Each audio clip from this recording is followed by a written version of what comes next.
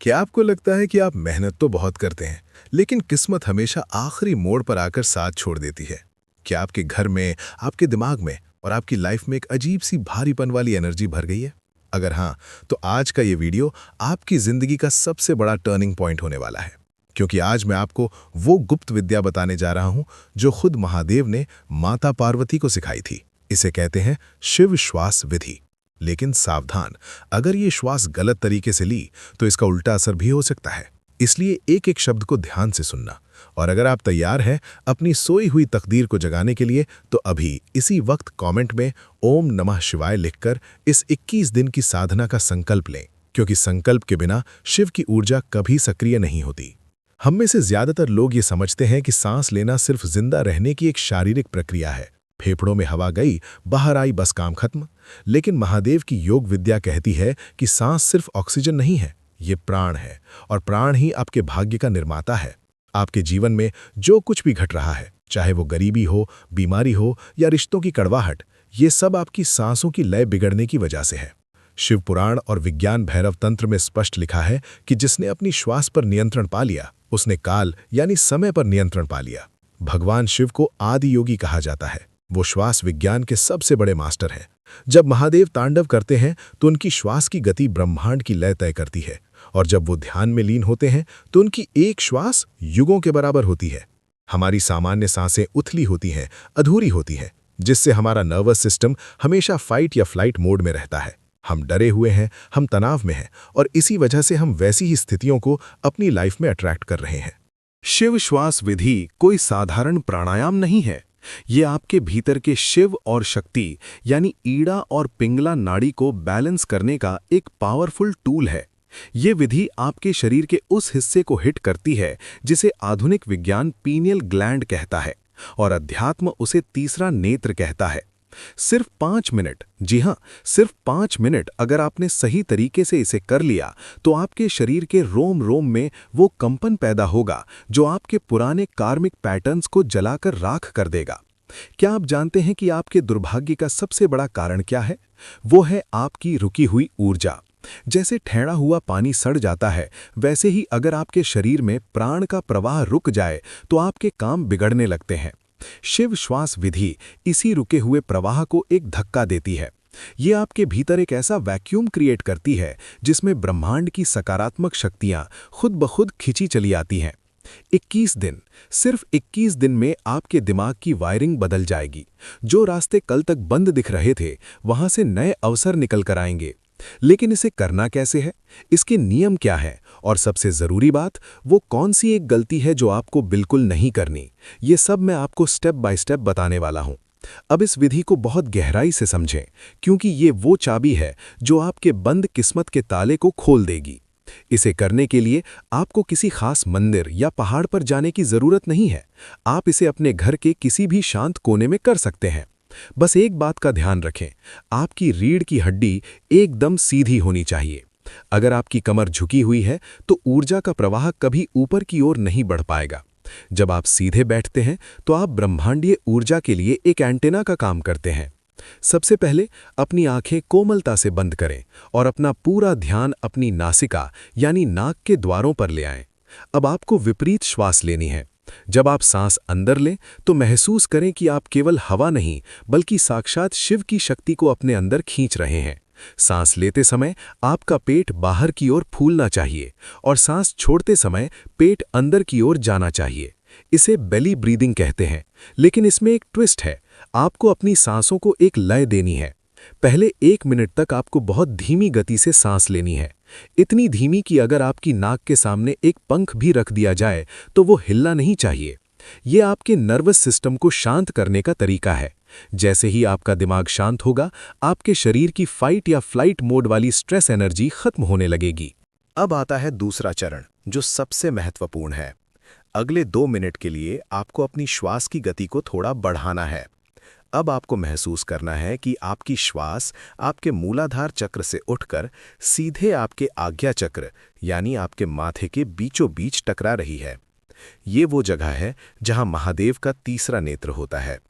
जब आप लयबद्ध तरीके से सांस लेते हैं और छोड़ते हैं तो आपके पीनियल ग्लैंड पर एक दबाव पड़ता है।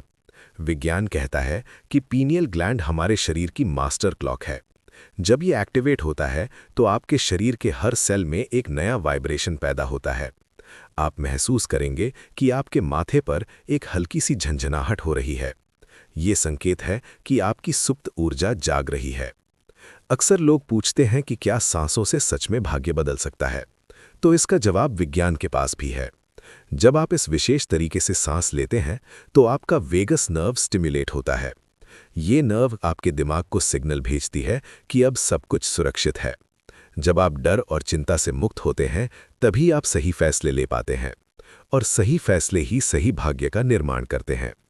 शिव श्वास विधि आपके और आपके पुराने कर्मा के बीच एक पर्दा खड़ा कर देती है। आप अपनी पुरानी आदतों से मुक्त होने लगते हैं।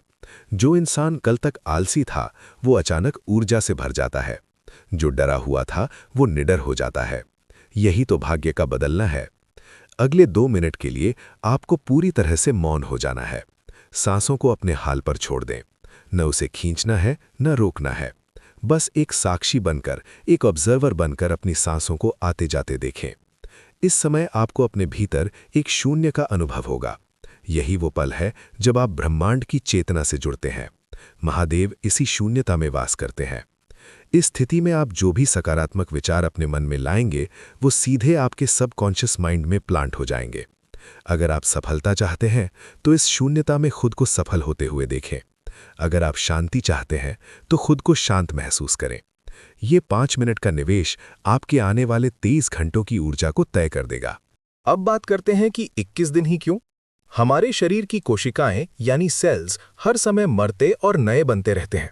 न्यूरोसाइंस कहता है कि किसी भी पुराने न्यूरो पाथवे को तोड़ने और नया बनाने में कम से कम 21 दिन का समय लगता है। जब आप लगातार 21 दिन तक शिव श्वास विधि करते हैं तो आपके शरीर का सेल्यूलर मेमोरी बदल जाता है। आपके डीएनए तक ये संदेश पहुंच जाता है कि अब आप वो पुराने इंसान नहीं रहे। आप एक नई ऊर्जा, एक नए संकल्प के साथ पैदा हुए हैं।